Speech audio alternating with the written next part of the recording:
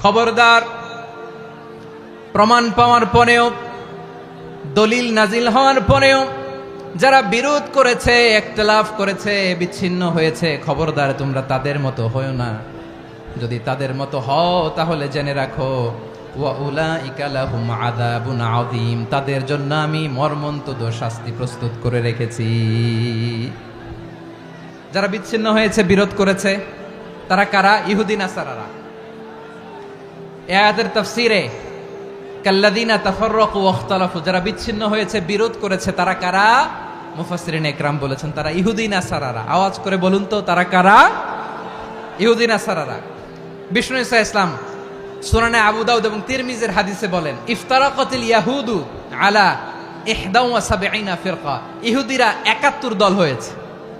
ইখতিলাফ করতে করতে কয় দল? সবাই বলে নাই, কয় দল? ওয়াফতারাকাতিন নাসারা আলা 72 ফিরকা, আর নাসারারা হয়েছে 72 দল। আওয়াজ করে বলুন তো, কয় দল? ওয়াসাতাফতারিকু হাযিহিল উম্মাহ বি73 ফিরকা। আর বিশ্বনবী আফসোস করে বলেন, আমার উম্মত হবে 73 দল।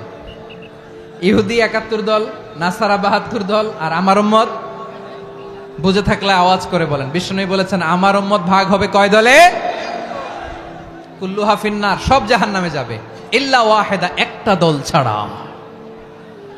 সাহাবারা বললেন, মান হিয়া ইয়া রাসূলুল্লাহ, সেই নাজাত প্রাপ্ত জান্নাতি দল কোনটা? আপনি কি আমাদের বলবেন না? আপনি মেহেরবানি করে একটু বলে দেন তারা কারা। বিশ্বনবী বললেন, মা আনা আলাইহি ওয়া আসহাবি, আমি এবং আমার সাহাবারা যেই মতের উপর, যেই পথের উপর আছে, এই মত এবং পথের উপর যারা থাকবে তারাই জান্নাতের দল হয়ে যাবে।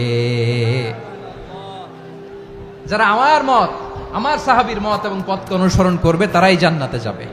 তাহলে প্রিয় ভাইয়েরা, আমরা কি আর ইখতিলাফ করব, কাদা ছোড়াছুরি করব?